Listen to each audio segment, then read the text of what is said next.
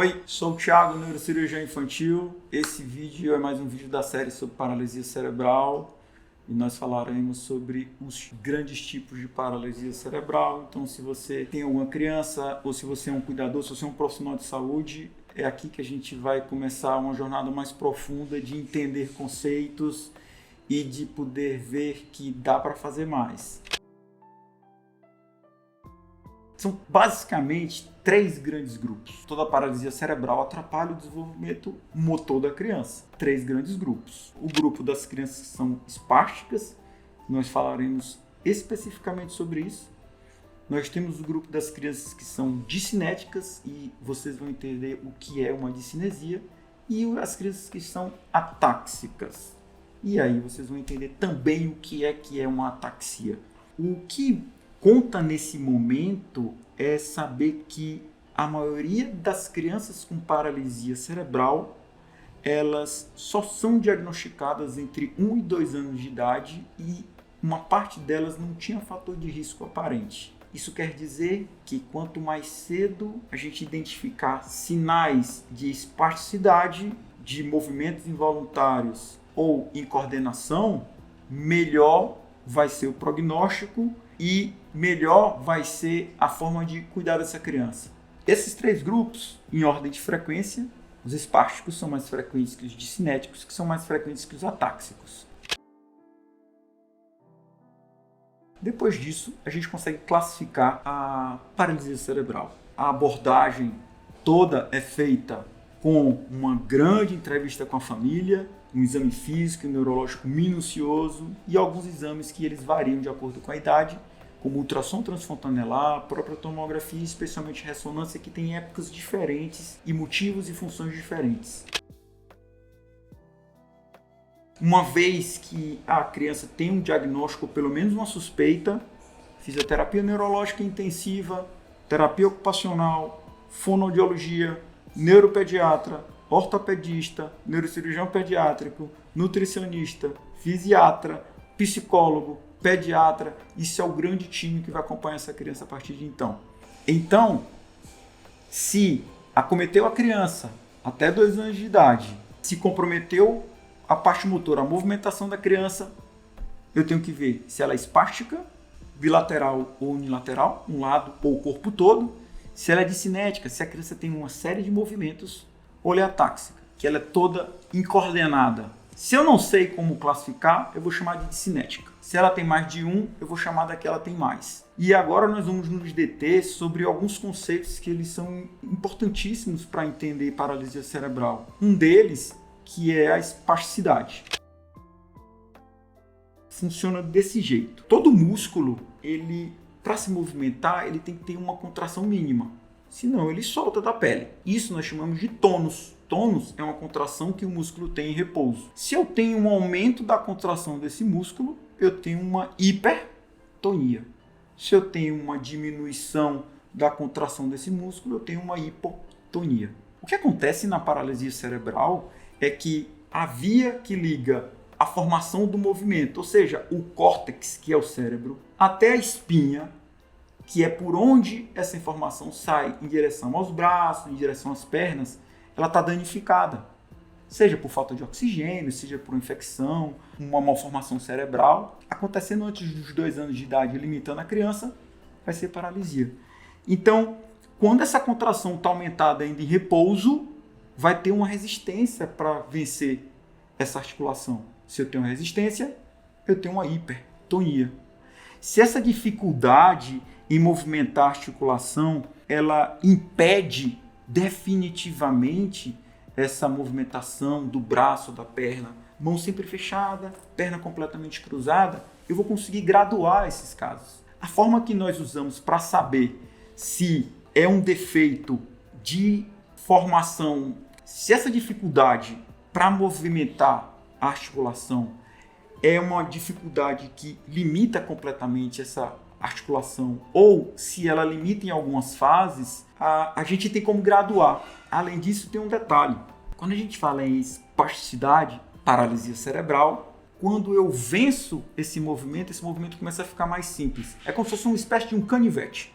É difícil abrir o canivete, mas depois que eu abro o canivete, eu consigo fazer ele se movimentar. Isso precisa ser dito porque existe uma outra forma de hipertonia que é difícil fazer o movimento para ir e para voltar. É como no Parkinson. O Parkinson é difícil ir e difícil voltar. É uma hipertonia, mas não é uma espasticidade.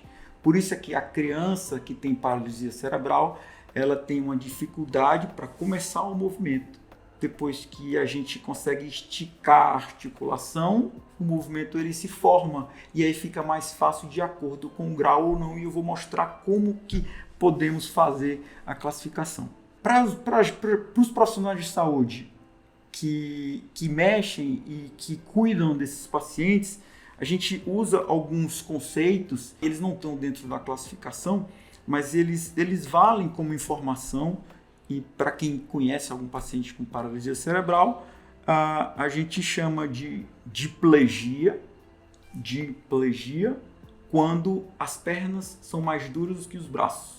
A gente chama de hemiplegia bilateral, quando os braços são mais duros do que as pernas. E uma coisa que é legal da gente saber é que quando um paciente, uma criança tem paralisia cerebral, se a gente quer saber se isso é paralisia cerebral ou não, existem alguns reflexos que podem ser feitos.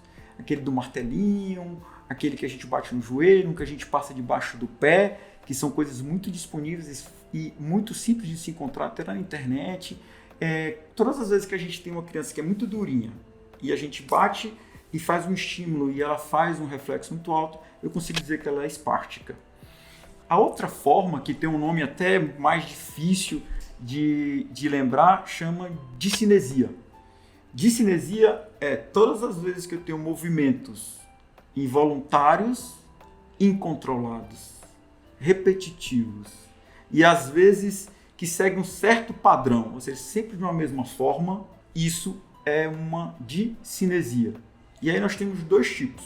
Nós temos as crianças que são distônicas, é quando o músculo ele se contrai numa posição defeituosa e ele fica nessa posição, seja muito rapidamente ou não, ou então quando a criança tem o que a gente chama de coreia hiatetose, que é quando o movimento ele é rápido, ele é descontrolado, ele é violento, às vezes ele se fragmenta, às vezes ele faz outro movimento lento por cima.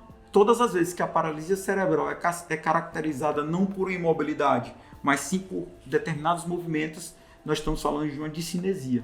E ataxia, que é um outro nome que ele é do grego, taxia significa ordem. Ataxia, ou seja, sem ordem. Então toda paralisia cerebral em que existe uma falta de ordem do movimento é uma paralisia cerebral atáxica. Então essa criança ela vai estar sem coordenação motora, ela não consegue pegar as coisas com facilidades, ela treme muito, ela é muito molinha. Isso é uma paralisia cerebral atáxica. Basicamente, a gente consegue separar esses três tipos em tipos em que é possível promover cirurgia ou procedimentos com injeção de alguma substância para melhorar isso, e situações em que o importante é manter essa criança em terapia, fisioterapia, terapia ocupacional, fonoaudiologia, num ritmo que a gente chama de ritmo intensivo. A fisioterapia que está provada que melhor funciona dessas crianças 5 vezes por semana, 1 a 2 horas por dia. Então é um ritmo muito intenso. E além desse ritmo ser muito intenso, todas as vezes que a gente aumenta o tempo da terapia, a gente aumenta a possibilidade de treinar a funcionalidade da criança através da brincadeira. Por isso que acaba levando muito tempo. E aí a gente faz a pergunta, ok, a criança ela está espástica, ela está discinética ou ela está atáxica? Mas será que é leve? Será que é moderada? Será que é grave? E aí existe uma classificação chamada de GMFCS. Ela tem 5 níveis, vai do 1 ao 5, sendo que o 1 tem o menor comprometimento no movimento e o 5 é aquela criança que não consegue fazer absolutamente nada. Varia de idade para idade, mas existem tabelas, essas tabelas elas são seguidas. Então, quando nós definimos o jeito de abordar a criança de acordo com o tipo, o grande tipo, e de acordo com o grau. São 5 graus, 3 tipos. Para cada grau e para cada tipo, existe um caminho diferente que pode ser feito. Paralisia cerebral dá para fazer muito mais, seja antes ou seja depois. Se você é um profissional de saúde, fisioterapeuta, terapeuta ocupacional, fonoaudiólogo, se você é cuidador, se você é pai, se você é marido, se você é tio, tia, irmã, compartilha esse vídeo, assiste, conversa com outras pessoas. Vamos discutir, vamos conversar. Quanto mais pessoas souberem disso, mais poderemos fazer para nossas crianças. Até a próxima!